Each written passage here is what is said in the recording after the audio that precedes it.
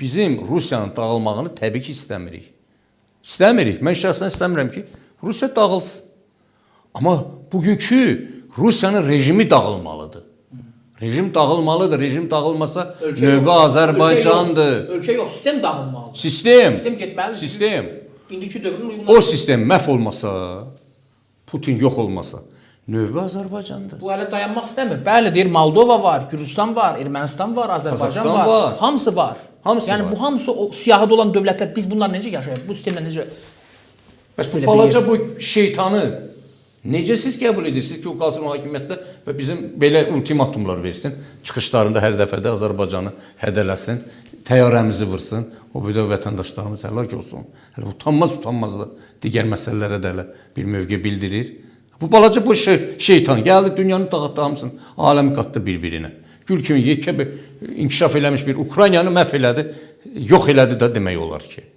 Nə gedən Azərbaycan? Təkcə bəyən Rusiyada yaşayır Azərbaycanlı. Təkcə Rusiyadan ibarətdir. Ukraynada nə gedən bizim adlı, sanlı, imkanlı, şəraitli bütöv Azərbaycanlılarımız yaşayır orada. Və qat-qat da Rusiyadan da yaxşı yaşayırlar orada, hörmətləri də var. Və belə şey olmaz axı. Təkcə özünüzü fikirləşməklə deyil ha. Niyə dağıtdılar Ukraynanı? Nəyə görə dağıtdılar?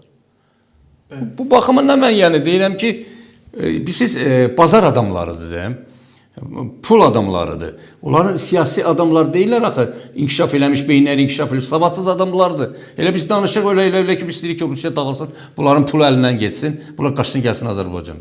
Abala yox, siz qalın elə orada da yaşayın. Sizin kimin əqidəsiz adamların gəlməyinə ehtiyac yoxdur Azərbaycana. Mən ünvanını deyirəm. Amma bu sistem dağılmalıdır. Sistem dağılmasa Putin sistemi. Növbə Azərbaycandır. Növbə Ermənistandır. Növbə Gürcüstandır. Rusiya onu yaratmaq istəyir. Əl çəkmir və bunu yaratmaq istəyir nədir? Artıq real hərəkətə keçiblər. Artıq Ermənistanın daxili işinə, seçkilərinə müdaxilə edir, özü də göbutcasına. Və bunu demokratiya adı qoyur. Güya ki, Rusiya demokratiya. Belə demokratiya olur. Gürcüstanı neynədir, nə günə qoydu? Getmişdi də Avropaya yaxınlaşmışdı da Gürcüstan. Nə pis idik, nə pis idik. Avropa götürdü bütün qadağaları. İstənilən Gürcü vətəndaşı minirdi təyyarəyə rahatça, ucuz qiymətlə gedirdi Avropanı, gəzib gəlirdi. Hətta Rusiya prezidentinin o baxımdan da bir açıqlaması var ki, Ermənistan Rusiyadan sürətlə uzaqlaşır. Bunun özü belə bugünkü hadisələrlə Ermənistanın belə deyək, mövcud durumuyla heç üstə düşməyən məqamlar şəklində görünməlidir. Çünki bütün Rusiyanın idarə etdiyi, Rusiyanın söz sahibi olduğu təşkilatlar da Ermənistan özüdür. Necə de facto başqa bir anlayışdır. De jure isə başqa bir hüquqi çərçivədir. Yəni Ermənistan istəyə bilər, müəyyən addımlar ata bilər. Bu da normaldır. Normal bir misal üçün elə bir ki, qonşuda 2 nəfər şəxs yaşayır. Qonşumuz bizə deyir ki, sən ancaq mənlə görüş, başqa heç kimlə görüşmə. Bu mümkün deyil axı. İnsan nə qədər eyni adamla. Başqa qonşular da var axı. Onlarla əməkdaş. Bu demir ki, mən sənin ümumiyyətlə qonşuluğumu atıram, qonşuluğu çıxardıram, səni buradan silirəm, yox eləyirəm, saymıram. Araya Qaroçidən kim idi? Bütün təşkilatlarda da üzvdür. Rusiyanın agenti idi də. Göndərdi Qarabağa. Samvel Karapetyan kimdir? Taşerin rəhbəri, milyarder Rusiyada. Göndərdi Ermənistana. Son Samvel Karapetyanın çıxışı ultimatumu ki, biz hakimiyyətə gələn kimin Azərbaycanı siləcək yer üzündən. Bu kim deyil? Bunu Samvel Karapetyan kimdir ki? Bunu danında dayanan qüvvə danışdırır. Vardanyan da gələndə çığır bağır salır. Ruben Vardanyan, Xankəndi üçün Aray Qaroçinyan, Ruben Vardanyan kim göndərdi Qarabağa? İndiyə kimi Samvel Karapetyandır, bu birisidir. Bunlar himayə edən Rusiya idi da. Rusiya. Hansısa daşı qaldırsan altına Rusiya çıxır. Xeyirxah işlərlə məşğul oldu. Sülh, əmin, amanlıq yaratdı bu bölgədə. Bizim nə işimiz var Amerika ilə, bizim nə işimiz var mən tutalım ki, Fransa ilə falan. Sən bizə daha yaxınsan. Səndən daha rahat dil tapmaq olur. Amma özü adam kimin aparmırsan axı?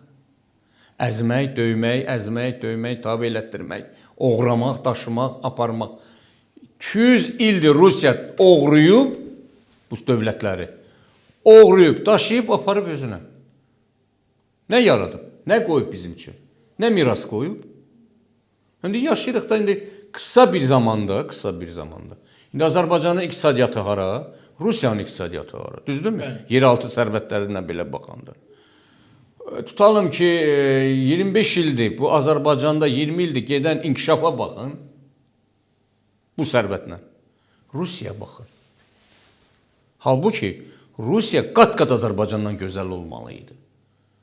Bütün əyalətləri, yolları asfaltlı, gül, çiçək, yeni binalar, köhnə binalar sökülməli idi. Yeni binalarla əvəz olunmalı idi. Yeni maşınlar istehsal eləməli idilər. Eləmirlər, korrupsiya paşalıb gedir. Bir dənə qubernatoru həbs eləmişlər Vladivostokda. Bax, bu otaq boyda milyardları, milyonları oğruyub yığıb bura. Kimi vəzifə qoyurlar, oğruyur. Zaten bizdəki kimi. Kimi qoyurlar hakimiyyəti vəzifəyə? İcra başçısı, nə bilim, nə başı. Oğru talayır. Xalqın, millətin başında oyunlar açır. Eyni rejimdir də, eyni sistemdir də. Rusiyanın yaratdığı eyni sistemdir 250 illik. Yəni bu bölgəyə, bu coğrafiya ancaq bunları gətirib Rusiya. Bu nümunələri bundan başqa nə öyrətdi bizə? Bu xəstəlikdən hələ də qurtula bilmir. Hətta bu əziyyət çəkirik və buna çalışırıq. Bu 200 il bizə Rus nə öyrətdi? Oğurluq. Vəsvədə oturub talamaq. Hindi yeni bir sistemə keçirik, müasirləşirik, demokratikləşirik. İstəyirik ki, yaxşı olsun, hər şey gözəl olsun. Tikirik, yaradırıq ki, gələcək nəsillərimiz üçün. Doğru. Amma Rusun qoyduğu o sistem hələ də bizim o taxtabaşlar davam edirlər. Oğruyurlar, talayırlar, rüşvət alırlar. Uşaq pulunu verilməsinin əleyhinədirlər. Amma əmək haqlarının qaldırmağın lehinədirlər. Nə danışacaksın sən? Da bundan artıq nə deyəsən? Nə deyəsən? Çoxları gülür, mən deyirəm gülməyin, ağlayın. Biz ağlamalıyıq, biz oturub ağlamalıyıq. Bugünkü parlamentə baxıb, oturub ağlamalıyıq. Düzdür, parlamentdə olduqca dəyərli insanlar, qardaşlarımız da var. Ziyalılar o da ziyalıdır. Savadlı, danışığını bilən var da, xidmətlərinə də baxırıq. Amma bu azlıq təşkil eləyir. Çoxluq nə gündədir? Hansı kriteriyalara görə gətirib oturduqlar onları orada? Sözləri də bilmirlər. Bax, ona görə də bu səhvləri belə təkrarıya gedirlər. Hələ nə yaxşı mən deyirəm ki... Fikirlərimizi düzgün izah edə bilsək, əhatəli çatdırsın. Necə düzgün eləsinlər? Ən azı belə narazılıqlar, belə bölünmələr yaranmaz. Belə el dilində bir məsələ var. Quş buraxa gedirlər. Biri qutarmamış, o biri nə bilim nədən danışır, tərbiyəsiz söz ifadə işlərdir. Sən adi, elementar Azərbaycan dilinin sözlərini, ifadələrini eləyə bilmirsənsə, sən parlamentdə nə gəzirsən? Hələ bir çıxır, bizdə xalqa da minnət gəlir. Deyir, yəni, mən beləyəm də, siz deyir, başınız çıxmır. Siz bilmirsiniz, mən niyəm. Biri açıqlama, bunun açıqlaması da yoxdur. Buyuq. Biz buyuq.